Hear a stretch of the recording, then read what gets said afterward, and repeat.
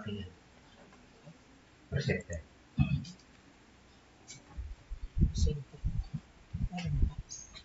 Andiyan sa class.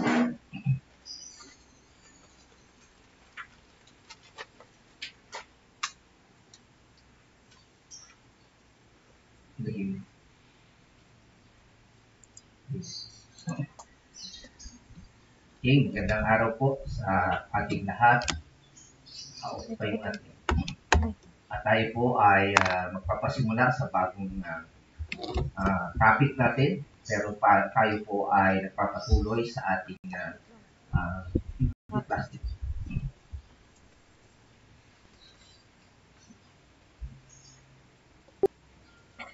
Ang ating serye ng ating pag-aaral po sa epistles ni Pedro. Okay? Ayon po sa po natin ay ito po ay sulat ni Pedro sa mga iglesia o mananampalataya ng araw. Sila ay pinag-uusig.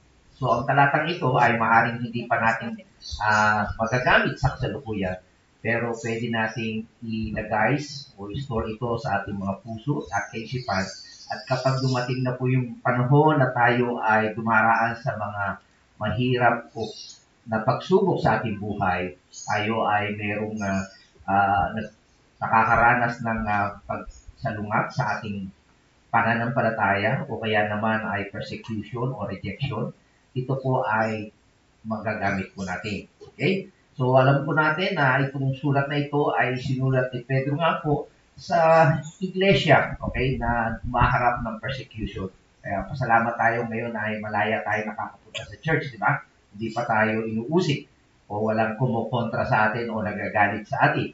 Pero makita po natin ito, itong mga talatang ito ay isang letter ng encouragement, isang ika nga ay mga kataga na siya ay magpupuri sa Panginoon. Okay? So ito po ang napakahalaga na matutunan po natin. Kapag tayo po ay dumadaan sa mga problema, trouble, o persecution sa ating buhay, dapat po matuto po tayong magpuri sa Panginoon. Kaya alam po natin, sa verse na ito, makita po natin ang mga Kristiyano ay there were scattered. Okay? Alam natin na yung Roman time, o Roman Empire, sinunog po ni Nero ang Roma. Okay? At ibinibigay nyo saan? Sa mga Kristiyano. Okay? So, tandaan po natin, napakalaking pagsubok po yun. Papasin po natin mga kapatid, sa ating po pag-aaral ng salita ng Diyos. Importante po na alamin natin yung pinaka-background. Manimit po kasi tayo, pag nagbasa ng Biblia, ina-apply agad natin. Titingnan po natin muna yung katotohanan doon sa talatang iyon. Kaya ito po yung binabanggit ko sa inyo, ito po yung mismo nangyari para makita ninyo kung bakit at kanino isinusulat ito ni Pedro. At makikita niyo kung bakit niya isinulat ang mga bagay niyo. Makikita nga natin ito sa ating mga talata na ating binanggit. Sabi niya, mula kay Pedro, isang apostol ni Jesucristo. Sino sinusulatan niya? Ang mga hinirang ng Diyos na nakikipamayan sa mga lalawigan ng Poncio, Galacia. So, nag-scatter po sila. Okay? So, sila po ay foreigner. Okay? Ika nga, na wala po sila sa sarili ng bayan. At hindi lang po yung makikita natin, hindi lang physical yun, kundi makita natin na sinasabi ni Pedro na sila ay talagang alien o kaya ay pangkaraniwan lang o ibig sabihin ay nangingibang bayan lang. Okay? So, hindi po ito yung ating talagang tahanan. Meron po tayo talagang tahanan. Tayo po yung anak ng Diyos at hindi po residente po tayo ng tunay na kalangitan. Okay? So, yan po yung mga paalala po niyan. Kaya makikita po natin dito na ang resulta na makita natin na ang mundo ng panahon na yun, okay, ay hindi po sila matanggap. Kaya po sila ay subject o object ng world's hostility. Talagang kinaiinisan po sila. Okay? Pero sa kabila noon, sila po ay hindi natatakot kahit po sila persecute. Hindi rin po sila na-intimidate. Okay? So, tandaan po natin na talagang ang tao ay may malaking puot sa kanila. Okay? Pero tandaan po natin, hindi po sila natatakot na maghirap. Okay? Kahit na po, hindi rin po sila nahihiya, kahit sila ay hamakin o i-attack. Okay? So, ito pong dahilan kung bakit isinulat po ni Pedro ito para i-uplift po ang kailang mga sarili. At dito po nga tayo magsisimula at makita natin, basahin po natin lahat ang ating paksa na ating pagbabasihan ng ating sermon o mensahe ng umaga. Sabayan niyo po ako sa ating pagbabasa. Sabi sa verse 3, pasalamatan natin ang Diyos at ang Ama ng ating Panginoong Jesucristo dahil sa Sa laki ng habag niya sa atin. Tayo binigay niya ng isang panibagong buhay na magitan ng muling pagkabuhay ni Jesucristo mula sa libingan at ito'y nagbibigay sa atin ng isang buhay na pag-asa. Makakamit natin ng isang kayamanang hindi masisira, walang kapintasan, at di kukupas na inihanda ng Diyos sa langit para sa inyo. Then sa verse 5, sabi, sapagkat kayo'y sumasampalataya, iingatan kayo ng kapangyarihan ng Diyos habang hinihintay ninyo ang kaligtasan iyan na inihayag sa katapusan ng panahon. Kaya nga, sabi ko sa inyo, makikita po natin dito ang mga words of encouragement. No?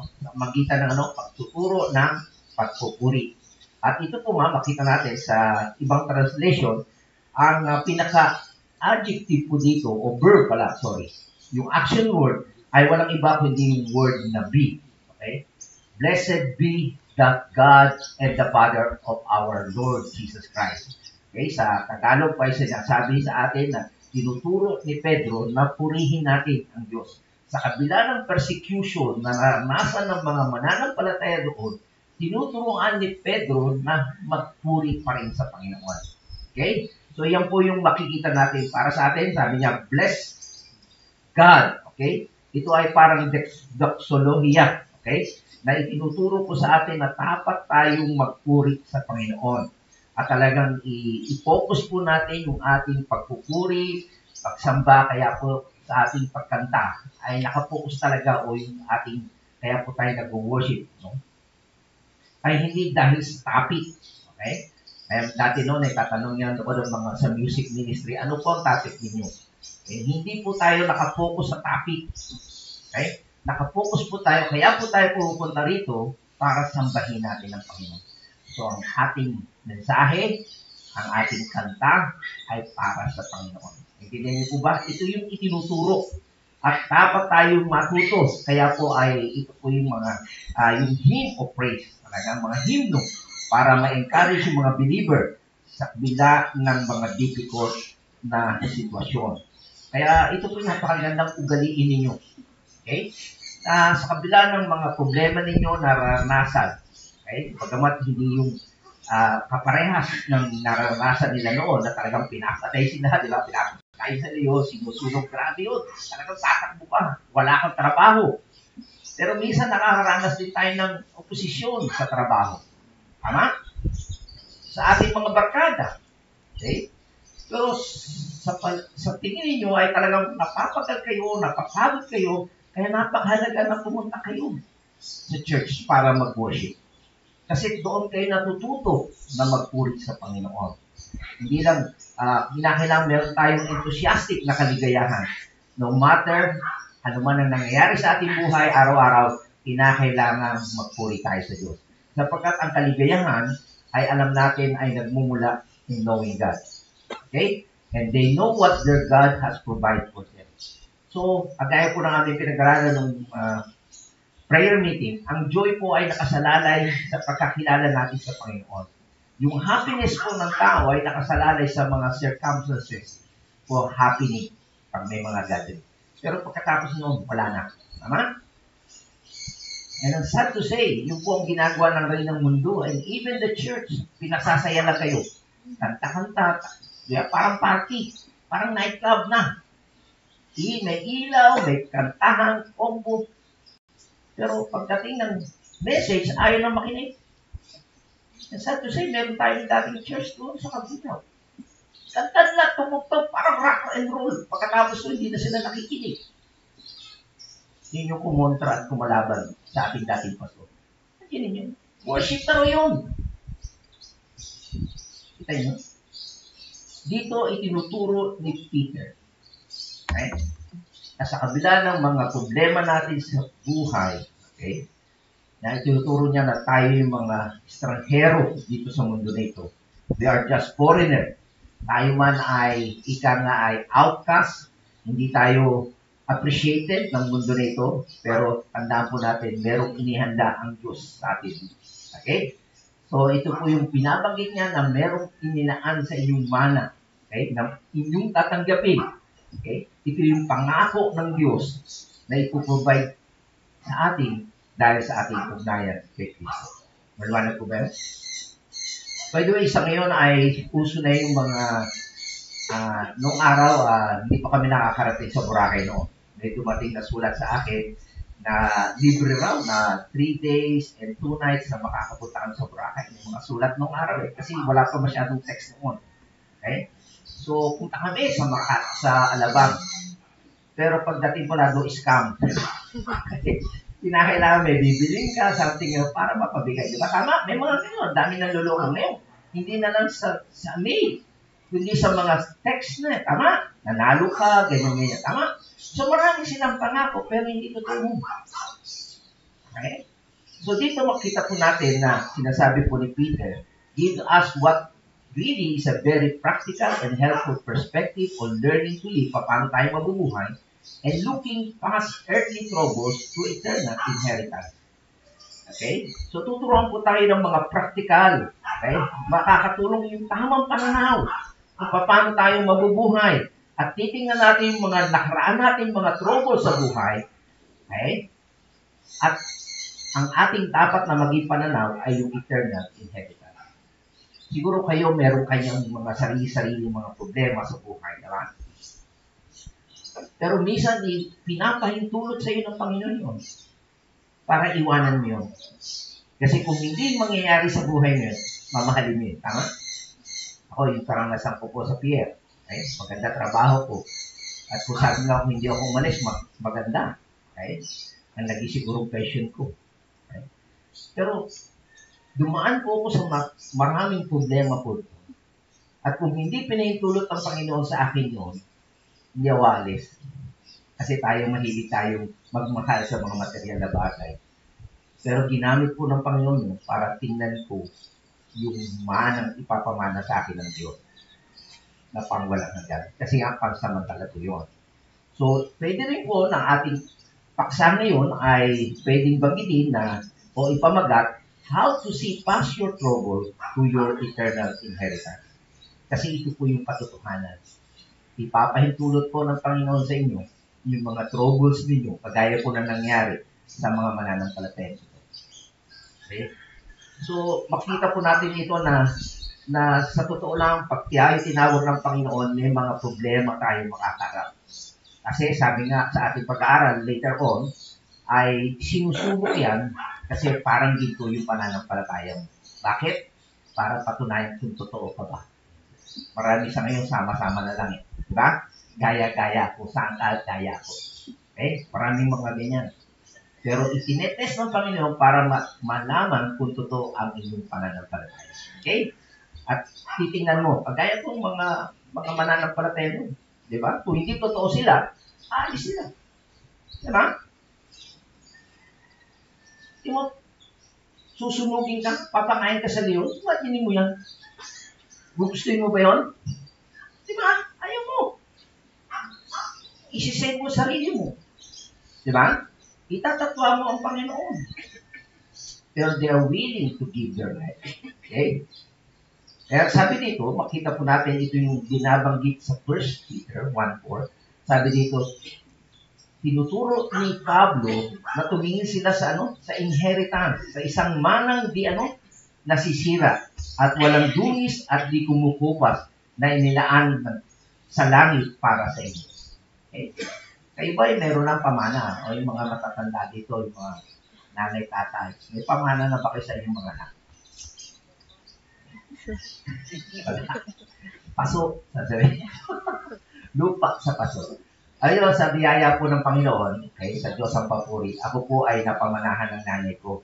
Doon po sa compound, kung kayo nakarating sa amin sa compound, hati-hati po yun sa mother side ko. Okay? nabigyan po ako ng 323 na square meter na lupa. Okay? So, sa apat po namin magkakapatid, sa akin po ibinigay ng nanay ko. Sabi ko, ba't bigay nyo na sa iba? Okay? Hindi, gusto ko sa iyo. Okay? Prerogative niyo yun. Ang tatay ko naman, ang pinamana sa akin ay yung L300 na ginagamit natin. So, bawat kami magkakapatid ay bigyan naman ng bawat lupa o property o something. Okay? Pero kayo, meron ba kayo ipapamana sa inyong mga anak? So, ito kasi yung mga keyword na ating pag-aaral, yung tungkol sa inheritance. Okay? O yung pamana. Okay? Ano po ba yung inheritance?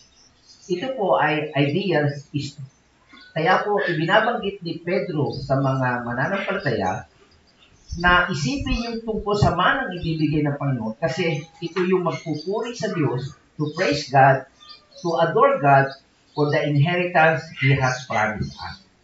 Okay? Talagang magpupuri ka sa Panginoon. Di ba? Pag ikaw nabigyan ng mana, ano, purihin ang Diyos. Salamat. Okay? So, ang keyword po nga sa ating pag-aaral nito ay inheritance. Ano po ba ang ibig sabihin ng inheritance? Okay? Ang ibig sabihin nito, it's that which is passed down to you from your father. Ipinahagi. Okay? Galing sa ama mo, sa case ko, galing ko sa nanay ko yun, yung lupa, pinamana sa kanya ng lolo ko, tatay niya, ipinasa naman niya sa akin. Okay? Ito ay natanggap natin as gift, regalo. Ito ay legacy given to you because you are a member of a certain family. Okay? Kasi apat kami, it so happens sa akin ay bigay. Okay? Yung property naman ng nanay, ng tatay ko sa Alabu, naibigay ko sa kapatid ko. At yung kuya ko at saka bunso, nabigyan din naman sila sa Australia. Okay? So, gusto ko lang linawin sa inyo na meron talaga silang bawat, kaya kami, sabi ko nga, dalawa lang ang aking anak. So, dalawa lang yung property na ibibigay ko sa anak ko. Okay? So, sabi ko nga, yung binigay sa akin ng nanay ko, ibibigay ko kung sino yung magpapagawa ng bahay na doon ay merong kwarto para sa pastor. Okay? So, yung akin na kondisyon. Anyway, so, yun po ay binigay sa iyo, okay? Regalo sa iyo, hindi mo ito na-earn, hindi mo ito binayaran. Ang gagawin mo, ipapasa mo rin sa iba. Okay? So, yun po yung mana. Okay? So, maliwanag na it is something you receive as a gift kasi miyembro ka ng pamilya. Kung saan ka ipinanganak. Tama? Alam nga naman, hindi ka naman anak na pamana ka. Okay? So, dito sa term na ito, ang gamit po niya ay kleronomia. Okay? Ano ibig sabihin yun? Means, hindi lang siya titulo, okay, to a promised inheritance, kasi kinakailangan may titulo, no? Di ba? May kasulatan. But realize inheritance. Na-realize mo talagang naranasan mo na. Na-enjoy mo na. Hindi yung sabi, drawing. Di ba? Meron gano'n eh. Nangangako pero hindi naman nangyari. Di ba? Not just a title to something in the future. Hindi lang po yung titulo na para magamit mo in the future. Pero but the possessions of something in the present. Ngayon pa lamang. Nararanasan mo na. Maliwanag? Okay. And sad to say, no, may mga istorya na yung mga anak, interesado lang sa lupa, hindi interesado alagaan ng magulang. Kaya sila nandoon ay para sa lupa, hindi para sa magulang. Okay? Meron tayong mga ganyan istorya. And sad to say naman, meron nung kakilala rin na 377 square meter, 300 na kanya, yung 77 na sa kapatid niya, kinuha pa rin. Sakin naman yun. So, yun po ay makikita natin na mga nangyayari sa ating salukuyan. Pero itong kaisipan po na ito ay very, may pinagmulan po ito, Jewish origin sa kaisipan. Okay? Alam natin, ang sinusulatan ni Peter ay mga Kristiyano na naglipana sa ibang bansa. Okay? Sa iba't ibang lugar. Kaya tinuturuan niya sila na magpuri, i-bless ang Panginoon, okay? At mag-rejoice dahil sa inheritance. Okay? So, dito makita natin na may pinagmulan nga po ito. Okay? At ito po nga ay binabanggit sa Old Testament. At yung po sa Greek translation na tinatawag po na Septuagint, okay? Ang ibig sabihin, it is used to describe the appointed portions of the land of Canaan that was given to every one of God's chosen people. Okay, sa Old Testament po, merong 11 tribes, ilan? 12. Very good. Nagbabasa ng Bible. Okay? So, bawat tribe, merong inilaan ng Diyos na pangako sa kanila. Diba? Tribo ni Ruben, diba? Ni Simon, ni Benjamin. Okay? Meron yan. Isa-isa. Okay? So, yan po ay meron po sa bawat tribo, bawat pamilya, at alam nila, bawat Hudyo, meron silang tatanggapin na lupa. Okay? At yan po ay maliwanag na sinasabi sa Deuteronomy chapter 15, verse 4. Sabi niya, walang mahihirap sa inyo sa lupaing ibibigay sa inyo ng Diyos. Okay? Merong ibibigay o ipamamana sa inyo. Ninyong si Yahweh sa pagatiyak na pagpapalain niya kayo. Okay? Dito rin naman sa Deuteronomy chapter 19, verse 10, sabi niya, sa ganitong paraan, maiiwas ang pagnanak ng dugo ng mga taong walang kasalanan. Ang kamatayan ng walang sala ay pananagutin ninyo kay Yahweh sa lupaing ibinigay niya sa inyo. So, maliwanag po dito na ang bawat tribo, okay, tao, mga Hudyo, ay merong lupang ibibigay. Okay? So, makita po natin sa konteksto ng pagsulat ni Pedro sa mga mananampalataya, the key word is an earthly inheritance, namely a portions of the land of Canaan. So, yun po yung binabanggit dito sa Deuteronomy. Okay? So, bawat tribo has a pieces. Okay? Every family in the tribe has a pieces. Therefore, every individual has had a pieces. Okay? So, maganda po yun. Na bawat pamilya ni Jojo, pamilya ni Dantes, okay? Pamilya ni Josa, merong porsyon ng lupa. Okay? So, bibigay din sa kanyang anak. Okay? Yun po ang konteksto nito, yung inheritance. Okay? So, makita po natin yung inheritance para sa mga Hudyo, it is an earthly nation was an earthly land. Okay? Tayo din, di ba? Kung pag pinag-uusapan ng mana, ay pinag-uusapan minsan lupa. Tama, no? Okay, at may titulo yun. So, diyan mo makita natin yung inheritance. Sa isang earthly inheritance was an earthly Canaan. Okay? At alam natin po, ito ay ipinangako na kanino kay Abraham. Di ba tama? Si Abraham po ay galing sa Babylonia, sa Ur. Tapos lumipat siya. Kung umalis ka, pumunta ka sa Canaan. That's the promise. At alam naman natin ang istorya. Okay? So, mahabang panahon ang nangyari. Di ba? At sila ay napapunta pa nga sa Egyptio. Di ba? Hanggang sa ibinalik uli sila sa pangako, lupang pangako sa magitan ni Moses. Tama? Naintindihan niyo yung istorya. So, from Abraham to patriarchs, nangyari po yun. Okay? So, dito makita natin na si Peter, okay, capturing the understanding of his reader, yung sumusulat sa kanya, na mga Hudyo, sabi niya, okay, the inheritance then, yan yung nga sinasabi sa inyo, the earthly nation, earthly land, and earthly Israel, and earthly Canaan. Okay? So, dito makita natin na sinasabi ni Peter, na you as a person of God, bilang mga tao ng Diyos, okay, a spiritual person, people, also have an inheritance, a spiritual inheritance. Okay? So, may background to kung paano ang mga Hudyo, okay, ay merong portion ng lupa, ng Canaan. Okay? So, dito naman, sa mga believer, sa mga mananampalataya, sabi niya, people of God, spiritual people, meron din kayong mamanahin, a spiritual inheritance. Kung paano raw ang earthly people, yung Israel, ay merong earthly inheritance na ano yun? Canaan. Okay? Yung Israel ngayon. Okay? Na pinag-aagawan, pinag-aawaya-awayan. Ibinigay na ng Diyos talaga sa Israel.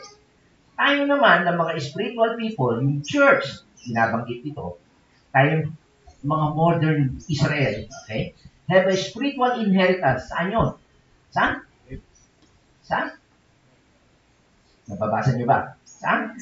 Sa heaven. Okay? Laid up for you in heaven. So, kanina, tinatanong ko kayo ba ay merong minana at ipapamana sa mga anak ninyo? Meron. Purihin ng Diyos. Pero, minsan, yung mga pamana natin, pinag-aagawan. Tama? Pinag-aawayan pa. Tama, no? At least hindi ko kulang pa sasabihin. Tama, no? Pero tandaan po natin bilang mga mananampalataya, okay? Kahit na sabihin natin wala kang mamanahin na lupa at wala kang ipapamana sa iyong mga anak. Kung ikaw ay mananampalataya, ikaw ay pinili ng Panginoon, merong inilaan ng Diyos para sa iyo. Maliwanag po ba yun? At yun yung dahilan kung bakit mo pupurihin ang Panginoon. Nasa kabila ng ikaw ay dumaranas ng pagsubok, problema, pag-uusig, okay? Hintayin mo ito. Okay? Yung inheritance na ipinangako sa iyo ng Panginoon. Ito po sabihin ito. Okay? Ito po yung binabanggit ni Pablo sa kanyang mga kausap na sinusulatan. Na sa kabila ng present na karanasan ninyo na pag-uusig, tumingin kayo sa ipinangako ng Panginoon. At ang pangako ng Panginoon ay ipagkakaloob niya. Okay? So, maliwanag po ba yun na ito po yung pinaka-background na pinakamahalaga na mag-focus po tayo sa mamanahin natin. Okay? At alam mo natin yun na yun ay nakalaan doon saan? Sa langit. Okay? So, tandaan po natin na tayo ay mga anak na ng Diyos. Okay? We are children of God, pero we never stop being a children. Okay? We're children habang nandito pa tayo. Okay? Yun po ay napakahalagang paghahambing. Okay? Ito po ay napakayaman. Tandaan po natin na isang bagay, it means that we will never be in this life come to full understanding. Okay? Habang nandito pa tayo sa lupa, hindi pa natin ganap na maiintindihan yung ipinangako na langit unless na nakarating na tayo sa langit. Tama? So, tandaan po natin, hindi po tayo mararanasan natin tinatawag na full maturity, full adulthood. We will always be a children. Okay? Yan po ang binanggit ng Panginoon sa Romans chapter 8 verse 17. Sabi, at yamang mga anak, tayo mga tagapagmana ng Diyos. Kasamang tagapagmana ni Kristo, sapagkat kung kasama niya tayo sa pagtitiis, tayo makakasama niya sa kanyang kaluwalhatian. At sabi nga dito sa 1 John chapter 3 verse 2, mga minamahal, anak na tayo ng Diyos ngayon. Kung ikaw ay totoong mananampalataya, okay, ikaw hindi lang ng Diyos, ngayon pa lamang, anak na tayo ng Diyos. Okay? We are children of God. Pero ano sabi? Ngunit hindi pa nahahayag ang magiging kalagayan natin. Ito yung picture na kalagayan natin sa langit. Ngunit alam natin, sa pagparito muli ni Kristo, tayo matutulad sa Kanya sapagkat makikita natin kung sino talaga siya. Okay? So, may suspense pa. Intindihan niyo? Hindi pa talagang ganap. Okay? Pero tandaan po natin, we are already children. Okay? Tayo mga kasamang tagapagmana na ng Panginoon. Okay? Yan po ang binabanggit sa atin ng Panginoon. Parang katulad po yan ng may nanonood ng Korean telenovela. Mahilig po ako doon sa mga hari-hari. Meron po silang mga anak, di ba? Ang tawag sa kanila ay crown prince. Okay? O kaya naman ay child prince. Okay? Yun yung susunod na magiging hari. Yung bata, habang maliit pa siya, okay, alam niya na magiging tagapagmana siya. Okay? Pero bago dumating siya sa maturity niya o pagiging adulthood niya, limitado yung kanyang understanding. Okay? Ano ba yung pagiging hari? So, hindi niya maunawaan ano ba yung magiging function ng hari. Kaya meron pa silang mga tinatawag na royal tutor. Sabi pagturo, talagang itinetrain po sila. Okay? So, hindi niya alam yung hirap na hahanapan niya kapag siya ang nagmana ng kaharian. And sad to say, may parang tayo na napapanood, pinapatay pa nga eh. Di ba yung mga susunod kasi merong mga kamag-anak na gusto gano'n. So, hindi niya alam. Okay? Pero makita po natin dito na hindi pa niya naiintindihan kung ano ang mangyayari sa kanya at ano yung magiging mamanahin niya. Yung lawak ng kanyang mamanahin. Pero tandaan po natin na siya, yung batang yun, ay hindi pa siya mag-iisip na siya yung magiging hari. Hindi rin siya kumikilos na tulad ng isang hari. Hindi rin siya nagbe-behave na katulad ng kanyang iniisip na mamanahin. Okay? Pero tandaan po natin, he will someday come into possession a noble estate. Okay? But he will not live according to that nobility. Pero tanda po natin, hindi pa siya totoong hari. Okay? Pero tanda natin, meron siyang mamanahin. Okay? So, at tanda din natin, yung mga anak ng hari,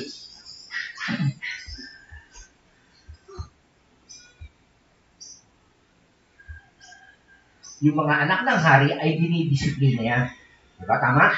Para mag-behave sila at kumilos sila na tama pag sila ay naginang hari. Okay? So, yan po makita natin na nangyayari sa isang child prince. Okay? So, talagang daranas sila ng mga correction, strict discipline. Okay? Para yung kailang behavior ay babagay sa kailang mamanahing kingly estate. Okay?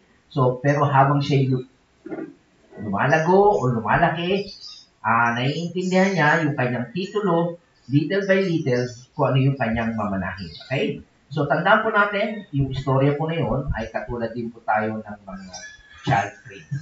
Okay? Tayo po ay mga tagapagmana ng Diyos through its sa magitan niya does not yet appear what we shall be. Sa ngayon, hindi pa natin naiintindihan kung ano yung mangyayari sa atin o maranasan natin doon sa kalangitan.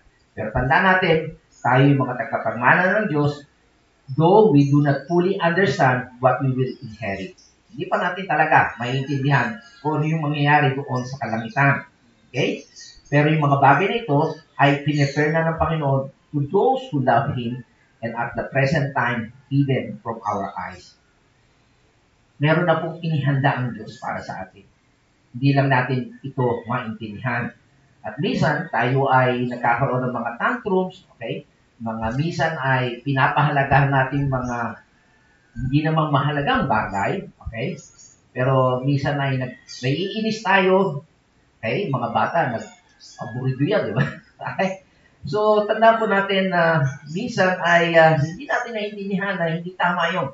Kaya ang ginagawa ng Diyos sa atin ay dinidisiplina tayo more than He discipline those who are His children. Diba? Kaya ang tunay na anak ng Diyos dinidisiplina. Kaya sabi nga, kapag hindi ka dinisiplina, hindi ka pinalo, baka hindi ka totoong anak. Naintindihan niyo po ba yan? Ganun po talaga. Kasi hinuhubog ka, tinetrain ka na maging holy. Kasi ang Diyos natin ay holy, banal. Kaya dapat tinetrain ka. Okay? Kasi ito yung proseso of fitting us for the nobility of our inheritance, that we might be mature sons, able to behave in a way consistent with our inheritance. Kailangan babagay yung kilos gawin natin. Hindi mo, paano-ano ka na lang sa meron na. Dapat, ganyan.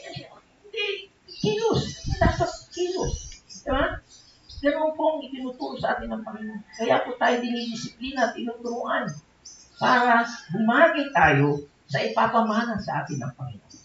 Kaya ang pagkatawag sa atin ng Panginoon, kapag ikaw'y pananampalataya, dapat mapahapon na disiplina ka. And that's the reason why sa church please, disiplina natin yung mga tao. Kasi para bumagay sa pupuntahan natin lugar doon sa kalangitan. Maraming tao gusto pumunta sa langit, pero ayaw nilang maging holy. Naintindihan niyo? So, dito makita natin, bibigyan tayo ni Peter na tulong here to move us along mula sa ating childhood time of our existence, okay? Tayo nasa bata pa na, okay? Papunta sa fuller understanding of the inheritance that is already ours. Meron na tayong mamanahin, kaya lang isip bata ka pa. Hindi mo naiintindihan. Kumilos kang mature. Marami tayong nandun pa tayo sa kaisipan na bata pa tayo. Ang hilig natin, hindi dapat, hilig dapat natin. Ano sabi ni Peter, ni John, ni Paul, sa mga taga-Colossians, sabi niya, ang mga bagay na panglangit ang isipin ninyo, hindi ang mga bagay na panlupa. Ano yung laging nag-preoccupied sa isip niyo? Mahilig ba kayo magdala? Mahilig ba kayo sa cellphone? Mahilig ba kayo bumarkada? Mag-chismis? Ang sabi ng Panginoon, kung talagang mananampalataya ang sabi ni Pedro, ay ni Pablo, mga bagay na panglangit ang isipin ninyo, hindi ang mga bagay na panlupa. Ano pa? Ang sabi ng Panginoong Yesus, ngunit higit sa lahat, pagsikapan ninyo ang kayo'y pagharian ng Diyos at mamuhay ng ayon sa kanyang kalooban. Seek ye first the kingdom of God and His righteousness. At sabi niya, hindi yung mga bagay na, ang tinutukoy ko kasi dito yung kakainin mo, gagamitin ko, okay? Aking matitirahan, that's the common na iniisip ng tao. Ang sabi ng Panginoon, unahin niyo siya. Ibibigay niya sa inyo ang inyong mga pangangailangan. Kaya sabi niya sa verse 44, kaya nga huwag niyong ikabalisa ang para sa araw ng bukas. Dahil ang bukas, ang bahala sa sarili nito, sapat na ang inyong mga suliranin sa bawat araw. If you really trust God, okay, hindi niya kayo pakukulangin. At sabi pa niya sa 1 John, sabi ni Juan, huwag ninyong ibigin ng sanlibutan o mga bagay na sa sanlibutan. Ang mga umiibig sa sanlibutan ay hindi umiibig sa Ama. Kaya kung talaga sinasabi niyo, mananampalataya kayo, you will love God.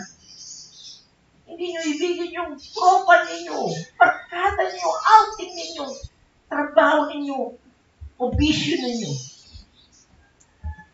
Huwag niyong ibigin ang sanlibutan o mga bagay sa sanlibutan na ito. Kasi kung yun ang iniibig nyo, pinapatunayan nyo na hindi nyo iniibig ang Ama. Pero kung talagang mananampalataya kayo, iibigin ninyo ang Ama. Okay? So, anong siya sabi dito ni Pedro sa atin? I want you to adore God. Purihin, sambahin ninyo ang Diyos dahil saan? Sa walang hanggang pamanan niya sa atin. And get your eyes off the world you are in. Ito po yung talagang tinuro sa akin ng Panginoon. Malimit siya sa siya yung favorite verse ko.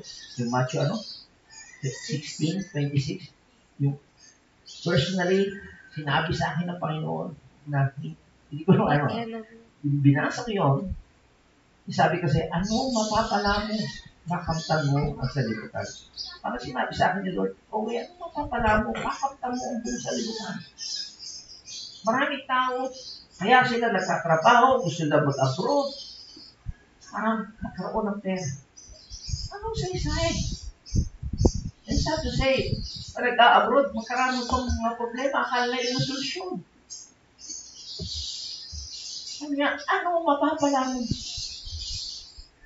Makamtan mo ang buong salibutan, mapahamak man ang iyong kaluluwa. May papalit ka ba? So, ganito rin ang sinasabi ni Pedro. Huwag niyong mahalin ang mundo na ito. At kayo ay mag-focus, magpasalamat sa walang hanggang mamanahin mo sa Panginoon. Nakikinig niyo po yan? Kasi mandaraya ang mundo. Tandaan natin, ito yung ino-offer ng Diablo kay Jesus. Ibibigay niya, nakita mo ba yan? Mga earthly na things. Tama? And sad to say, ito yung tinuturo ngayon ng mga church, mga prosperity teaching. Yayaman ka. Lalaki ang bahay mo. Yayaman ka, makakabili ka ng ganito. Earthly things. Kaya ngayon ang tanong, ano ang ating inheritance? Naliwanag po yan sa verse 5, sabi niya, ang inheritance natin ay walang iba kundi yung salvation ready to reveal in the last time. Yung kaligtasan na ipapahayag sa atin in the last days. Ano ibig ko sabihin yun? Yung inheritance mo to is the fullness, yung kaganapan ng eternal salvation in its consummated form na matutupad po. Okay? So, yan po makikita natin na may binabanggit po ang Panginoon na fullness of eternal salvation na ito po ay ini-imply sa atin na makita natin na tayo ay makakamit ng kaganapan ng kaligtasan na bilang ating mga mana sa ating Panginoon. At yan, makita natin sa verse 5. Sabi niya, nasa kanyang kapangyarihan ng Diyos ay iningatan sa magitan ng pananampalataya sa ikaliligtas na na inahanda upang ihayag sa huling panahon. So, merong kaligtasan na ihahayag sa atin in the last days. Okay? So, ano yung sinasabi nga ni Peter dito? Sabi niya, look, why don't you look away from your trouble? Okay? So, kung meron ka mang naranasang problema sa buhay sa ngayon, alisin mo ang focus mo doon. Ang dapat mong sambahin ng Diyos dahil meron siyang ipinagkakaloob sa iyong eternal salvation which He has promised you. May pinangako ng Diyos. Kung merong mga deceiver, mandaraya, sa ngayon, mga bogus o yung mga nambubudol-budol, ang Diyos, hindi siya. Pag may pinangako siya sa iyo, gagawin niya. Okay? So, tandaan natin, ano yung word na ito? Salvation. Ano ibig sabihin ng salvation? It is yung rescue. Okay? Ililigtas ka. At also, ang ibig din sabihin niyan, deliverance. Pagpapalaya ka. Okay? So, yan po yung kung talagang inaalipin ka, pinagsasama na, parang naranasan ni Christ. Diba? Nakakasya o na-deliver siya, na-rescue siya, na-deliver siya. Okay? Sa masamang na amo niya. Okay? So, ganoon din po ang sinasabi ng ating binabanggit na inheritance, yung fullness of salvation. Ano po ibig sabihin pa rin yun? Dito, ini-indicate yung sinasabing full, ganap, final, okay? Eternal deliverance and rescue that has not yet been revealed. Okay? Meron pa. Okay? So, yan po yung binabanggit dito, yung full, final, eternal, na walang katapusan, na i-rescue tayo ng Diyos, okay? Na hindi pa ipinapakita sa atin. Okay? So, una, saan tayo i-rescue? Okay, bigyan natin ng detalya. Okay? Nabanggit ni Pablo na sinasabi niya dito na he's saying yung ating mana is that full, final salvation. Saan tayo ganap na ililigtas? Sa sumpa ng kautusan, the course of the law, mula sa kapangyarihan ng kasalanan. Di ba? Isang gano'n eh. Sabi ni Pablo, meron kang gustong gawin, pero yung kasalanan na nasa katawan mo pa, yun ang pumitigil sa'yo. Di ba? Tama? Pero also, yung presence ng kasalanan. At yung from the decay, kahit na anong make-up ninyo, kahit pariban kayo, pakulay na kayo ng pakulay, ginagawa ng misis ko yan. Ewan ko lang ka ng beses mo. Pumuputi at pumuputi. Tumatanda at tumatanda ka. At magkakaslit. Tama? Okay. And also, from the stain of iniquity. Kaya pag tayo'y nagkasala, dungis na yan, may peklak na yan. Tama? Kahit alisin mo yan, kagaya ito, may peklak na ito. May stain na yan. Nakakahiya. Yung nagawa mong kasalanan, nagpapaalala pa rin sa'yo. And also, yung temptation, tinutokso ka.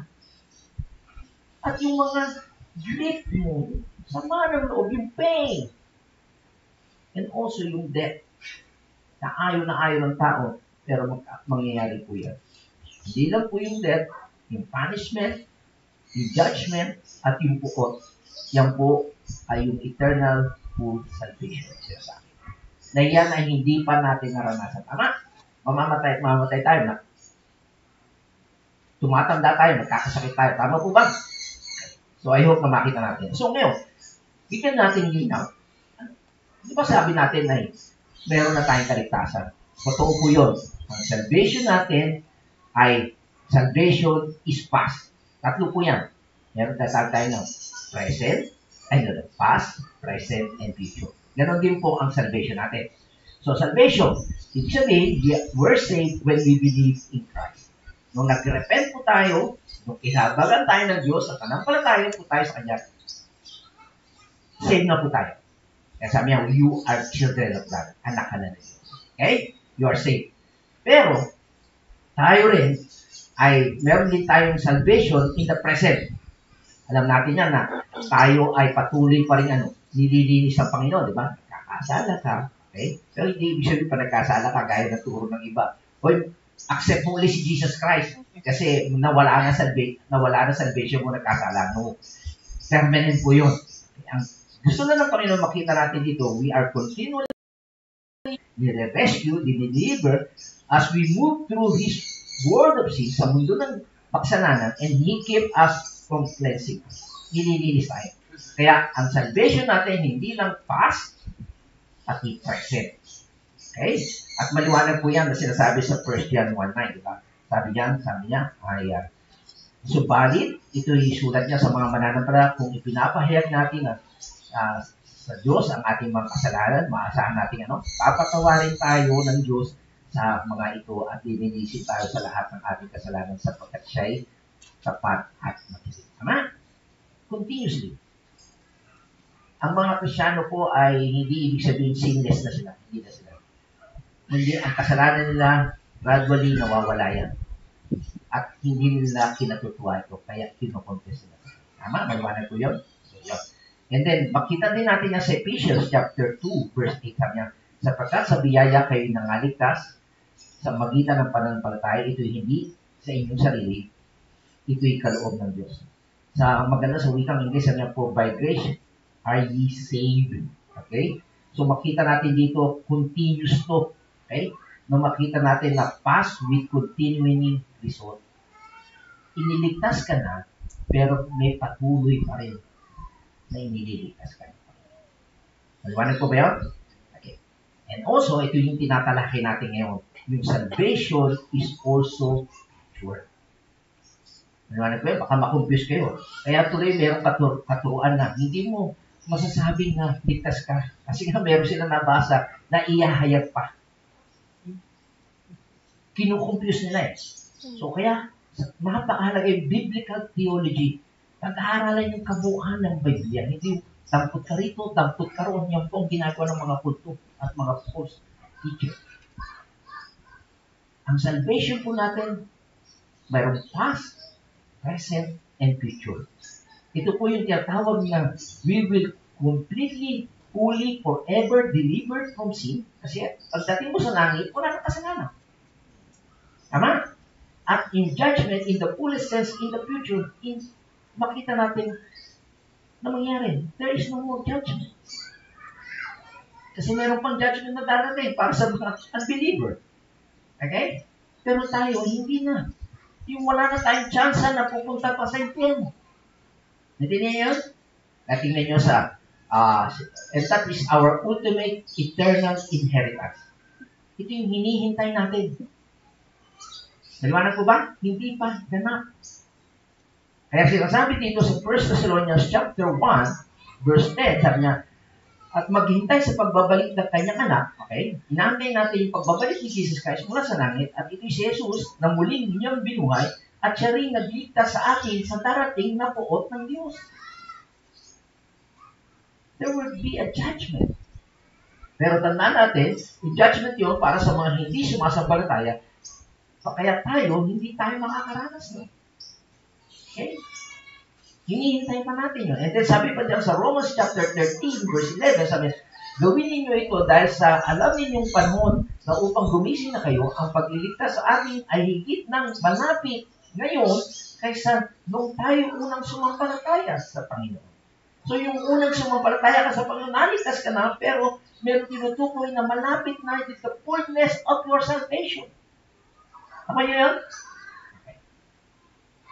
So, dito makita natin na maliwanag sa Hebrews 11 pa, ito napakaganda, no? Habang hinihintay natin yung fullness ng pagmana, ano ginawa ng Panginoon?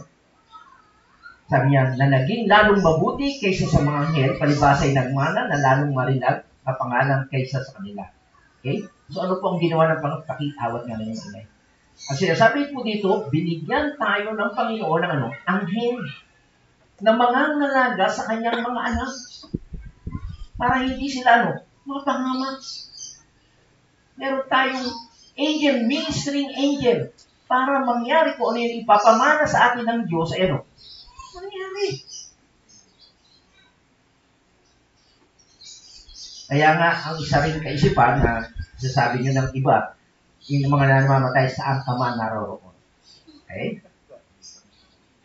Kasi baka maligaw, hindi na alam ang langit. So, merong anghel na pagkamatay mo, yung kaluluwa mo, dadali ng anghel papunta sa langit. At ito po yung talata na nagsasabi niya. Kasi, mula sa earth, okay, merong air, at after ng air, yung cosmic, yung after ng air, yung anong tawag doon. Okay? Prince of the air, yan, andyan ang masamang espiritu. So, bago ka makarating sa third heaven, yung lugar ng Panginoon, para marating mo yun, there will be an angel na magsasama sa iyo. Papunta. Hindi niyo yan? Kaya, kung ikaw mananampalataya, hindi mo pwede sabihin mo sa mga saan ka man naroroon. Tataling ka. Okay? So, tanda po natin, we have salvation from the past. We hold it in the present. And also, we yet are to inherit it in the future. Mamanahin pa natin yun. Ano na po ba? So, I hope na hindi tayo maloko ng iba. Sabi, hindi mo pwedeng malaman. Hindi ko pa maliligtas. Okay? Yung kaligtasan mo kasi may binabanggit sa future pa salvation. Ano na? So, sa ating pag-aaral na ito, makita natin na ang salvation natin ay in the past. Inangahawakan na natin sa ngayon. At meron pa tayong hinihintay na future na kaligtasan. Okay? So, sabi din dyan, sabi niya sa Hebrews 9, verse 28, sabi niya, gayon din naman si Kristo, minsan inihandog upang pawiin ang ating mga kasalanan ng mga tao, siya'y muling darating, hindi upang muling ihandog dahil sa kasalanan, kundi upang iligtas ang mga naghihintay sa Kanya. Ito niya, si Jesus Christ yung una, pumunta rito para mamatay, di ba? Ihandog para tayo mapatawad. Tama po ba? Okay. Pero muli siyang babalik dito, pero hindi na para ihanda o ihandog para sa ating kapatid. Kundi ililigtas niya tayo sa managin. I mean, the fullness of your salvation. Ano na? Okay. So, kasi ginugulo ito ng mga bulang tagapagturo. Na kaya sinasabi na hindi mo masisure ang salvation mo. Okay? Pwedeng mawala kasi nga may biyabanggit na fullness. Okay? At hihintayin para in the future. Okay? Pero, ang tanong, okay, kailan nga ba natin ito paramasan? Sabi niya, ito iahayag saan? Sa huling panahon. Okay? So, ito kasi ginagamit ng iba. Ang salvation na, hindi mo naman sa huling pang panahon yan.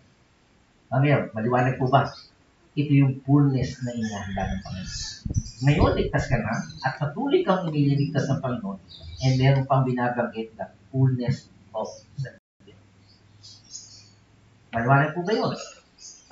Sana nga. Okay? Yun ang aking panalangin.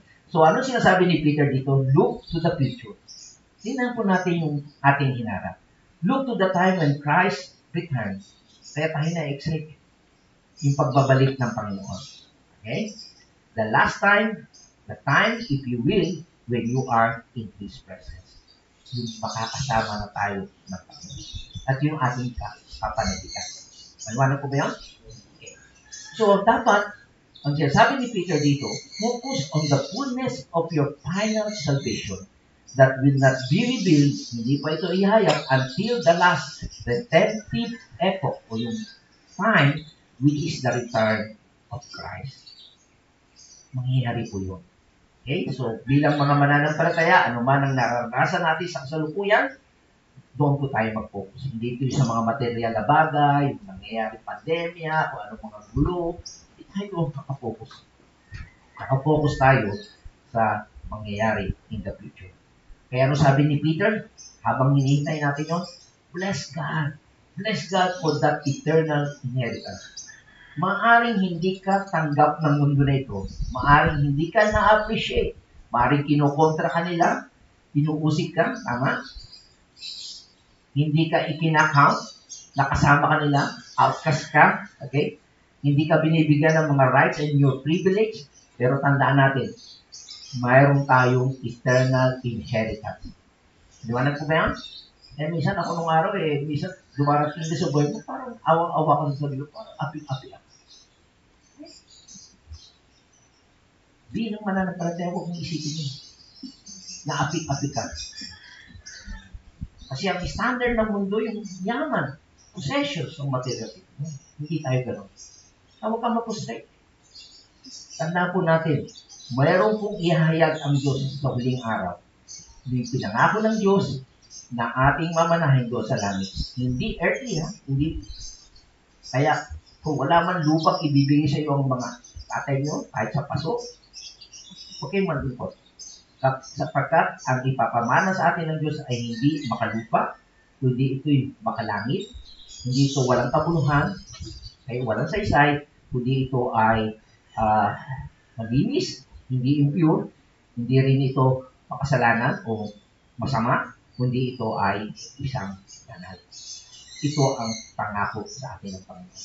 At yan po ang sinabi ni Jesus Christ nung nandito pa siya sa lupa. Ano sabi niya?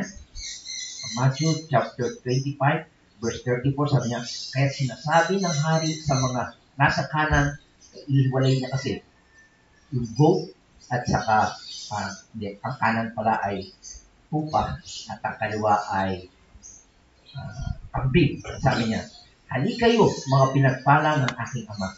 Pumasok kayo.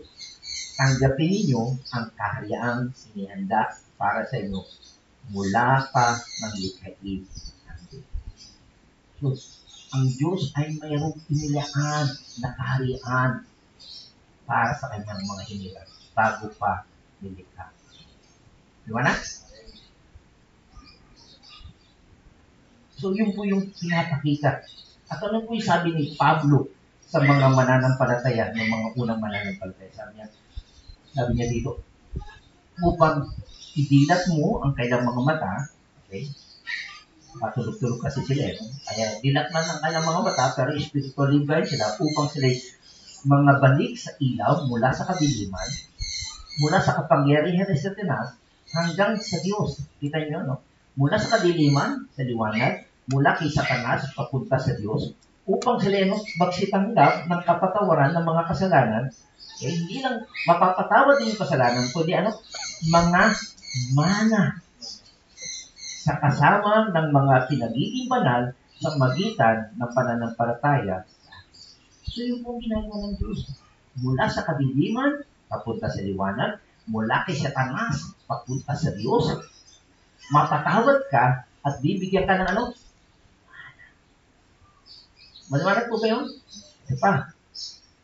Ito po yung mga salita ng Panginoon. Okay? Kaya, hindi ko kayo binubulang. Ito yung sinasabi ng Biblia. Ito yung dapat nating isipin. Hindi yung mga sinasabi ng mga pastor na hindi naman totoo. Okay? Sabi niya dito sa Ephesians 1 verse 11, tayo rin naman sa kanya ay ginawang mana na itinalagan na niya tayo ng una pa ayon sa pasya niya ang gumawa ng lahat ng mga bagay ayon sa pinasya ng kanyang kalooban. In whom also we have obtained an inheritance. Kapag talagang tayo itinalaga, predestined or elect according to the purpose of Him who worketh all things after the counsel of His own will. Lahat yan, gagawin niya. Kasi yan ang gusto at pinlalo ng Diyos para pamanahan ka niya. You don't deserve it. Di ba? Ang mana ay hindi dahil binili mo o nag-effort ka, kundi ibinigay ng iyong ama. Di ba na? And also sa Ephesians chapter 1 verse 40, sabi na siyang totoo sa ating mana, okay? Earnest. Di ba merong earnest money? Pag nagbigay ka ng earnest money, totoo yung ginagawin niya, bibili niya talaga o ibibigay niya, tutuparin niya kanyang gagawin. Sabi niya, na siyang totoo, ang tinutukoy ko dito ay walang iba kundi ang Holy Spirit. Okay? Na siya, sabi niya, sa ating mana hanggang sa ikatutubos ng ating sariling pag-aari ng Diyos, sa ikatuturi ng kanyang kaluwalhatian. Okay? So, ibinigay sa atin ang Holy Spirit. Okay? Na siyang, di ba, tinatakan to tayo, seal tayo, nag-guarantee, totoo, authentic yun. Yun ang binigay sa atin na siya yung totoo, siya yung earnest. Totoo siya. Kapag nangako siya, gagawin niya yung mana. At to say, meron pong lupa ang aking biyenan, may bibili, nagbigay ng earnest money, pero ayaw ibayaran yung pabuuan. Tao naman. Kailangan pang idemanda para gawin niya ng ipupwes. Pero ang Diyos, kapag siya nagsabi, gagawin niya. At ang earnest, ang patutuon yun ay ang Holy Spirit. At sabi pa dyan sa Ephesians 1:18, sabi, kailangan naliwanagan na ang mga mata ng inyong puso upang malaman nyo kung ano ang pag-asa sa kanyang pagkatawag, kung ano ang mga kayamanan ng kaluwalhatian na kanyang pamana sa mga banal. So, importante po yung ating eyes of understanding, maliwanagan. It is the Holy Spirit work, ma-enlighten po tayo. And sad to say, ang tao yung to see is to believe. Ang nakikita niyo mga nahawakan ng mga material na bagay. Kaya madali tayong matenggoy. Yan ang ginagawa ni Satanas. Pero tayo, makita natin yung ating spiritual understanding. Ito yung mga spiritual. Kasi lahat ng bagay na ibibigay ng tao, pansamantala. Tama ba ba? Ang lahat ng nakikita ay pansamantala. Ang binabanggit po ni Pedro dito, ni Pablo dito, ay mabuksan ng ating mata of understanding, ma-enlighten tayo sa kayamanan ng kaluwalhatiang ipamamana ng Diyos sa mga banal, sa mga believer. Okay? And then sa Colossians chapter 1, verse 12, sabi na nagpapasalamat sa Ama na nagpapaging dapat sa atin upang makabahagi sa mana ng mga banal sa kaluwalhatian. Okay? So, talagang magpasalamat tayo. Yan ang ating dapat gawin, mga kapatid. Huwag tayong maloko ng mga tao. Yung material na bagay. Kung wala ka mang magandang cellphone, magandang damit, sapatos, whatever yan, huwag kang maingit sa kanila. Hindi magpasalamat ka sa Diyos sa pamanang ipagkakaloon niya sa atin. Okay? Yun po ang itinuturo sa ating paksangin. Maglagi tayong magpasalamat. And also sabi niya sa Hebrews chapter 9 verse 15, at dahil dito, siya ang tagapamagitan ng isang bagong tipan upang sa magitan ng isang kamatayan na naupos ay katutubos ng mga pagsalansang na nasa ilalim ng unang tipan, ang mga tinawag ay magsitanggap ng pangako na manang walang hanggan. This is the promise of eternal inheritance na nakamit natin through Jesus Christ. Naintindihan niyo? Ang tinutukoy po dito si Jesus Christ. Dahil sa ating relasyon sa Diyos, papamanahan tayo ng Diyos. Okay? So, ano po ang tinutukoy ng mga talatang ito? Ito po yung mga full, final salvation po natin. Okay? Pero, sa katapusan-tapusan, okay? Para makita niyo yung pinaka-background nito. Sa Old Testament, makikita natin, okay? Meron nga pong pinangako ang Diyos sa bansang Israel. Sa panahon nga ni Moses, sabi niya, ito ang mga mana na ibinahagi ni Moses sa mga kapatagan ng Moab, sa dahong roon ng Jordan sa Jericho, na dakong silangan. Okay? And then, makikita po natin dito, di ba? Ilang tribes ulit? Ulitin ko. 12 tribes. Kasama ba doon ang tribes ni Levi? Sama. Pero, wala silang lupang pamana. Bakit? Tingnan nyo, bakit? Ngunit sa lipin ni Levi, walang ibinigay si Moses na mana. Earthly, ha? Bakit? Ang Panginoon, ang Diyos ng Israel, ang siyang kanilang. Okay, yun? So, lugi ba? Sabi na, unfair naman. Walang ibinigay kay Levi na earthly. Diba? Lupa. Bakit? Anong dahilan? Kasi ang Diyos ng Israel ang siyang kanilang mana. Gaya ng kanilang sinalita sa kanila. The Lord God of Israel was their inheritance, as He has said unto them. Ano po ang makikita po natin dito? Ama't walang lupa ibinigay kay Levi. ang Diyos mismo ng Israel ang kanyang mana. Para sa atin, hindi tayo sabi natin na Israel. Pero we are the spiritual Israel, the spiritual nation of the church. Ano tawag sa atin? Ano ba si Levi? Priest. Diba? Yun ang kailan. Ano tawag ng Diyos sa atin ngayon bilang mga mananampalataya? Ang sabi? Tayo ay mga mahal. Anong klase sa sacerdote? Pipidyugi? Royal priesthood. Katulad ni Levi. Tayo yung mga a royal priesthood. Okay? Ibig sabihin, di ba, meron tayong mga royal tutor na parod ko. Ibig sabihin, ang tinuturuan mo, mga royal blood. Ganon din tayo, mga royal blood, mga anak ng Diyos tayo. Natigil na yung actually, kasi ang priest, yun yung kung namamagitan sa tao sa Diyos. Ngayon, kapag ikaw mananampalataya, you can directly go to God. Hindi niyo yun ang ibig ko sabihin ng priest.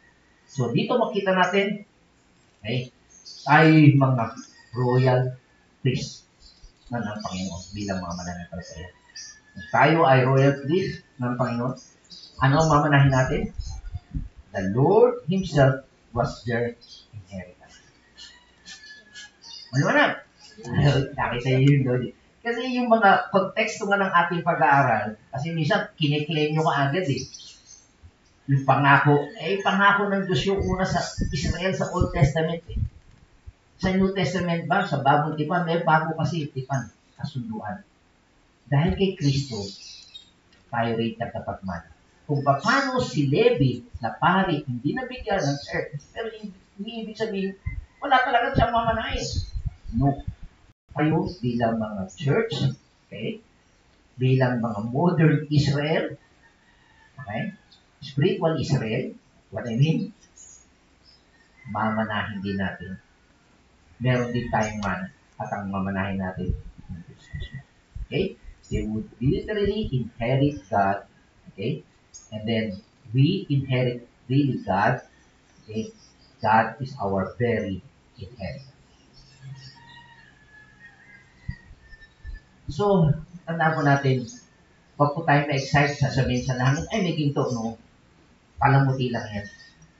Ang pinakamahalaga na mamanahin natin, makakasama natin ng Diyos pangalaman na hindi tayo matatakot.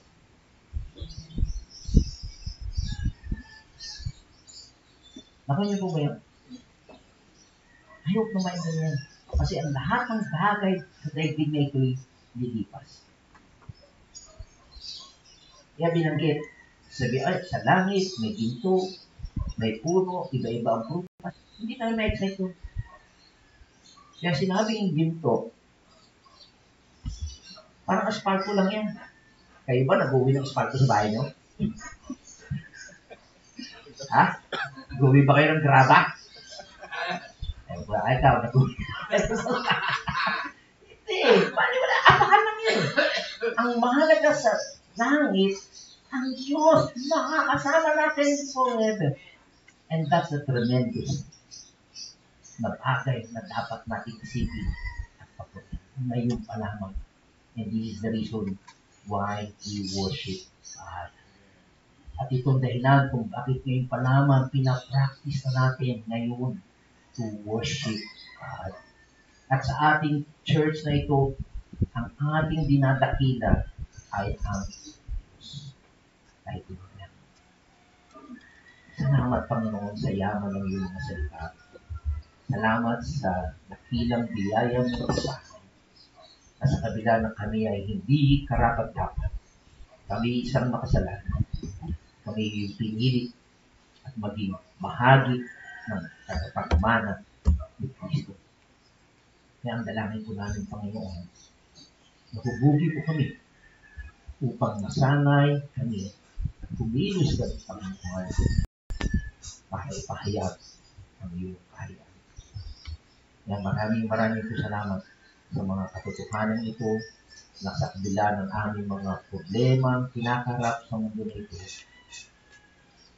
Paglaban at pag-alipusta ng mga maling katuruan sa aming pagpapahayag ng katotohanan Ang nais namin, Panginoon, ay iwalhati sa Panginoon sa aming buhay.